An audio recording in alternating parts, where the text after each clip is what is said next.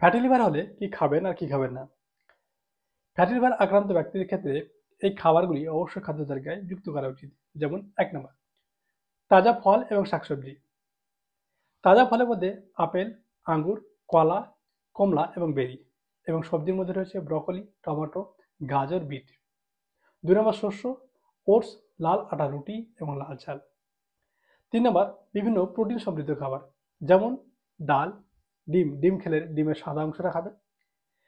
মুরগির মাংস, মাছ, মাছের মতো ওমেগা 3 ফ্যাটি অ্যাসিড রয়েছে। এছাড়া সয়াবিন, প্রচুর পরিমাণে প্রোটিন রয়েছে। ৪ নম্বর, বাদাম এবং বীজ। বাদাম যেমন কাজু বাদাম, আখরোট। বীজের মধ্যে রয়েছে ফ্লাক্সিড, চিয়া সিড। এগুলো স্বাস্থ্যকর ফ্যাট, যেগুলো লিভার পক্ষে খুব ভালো।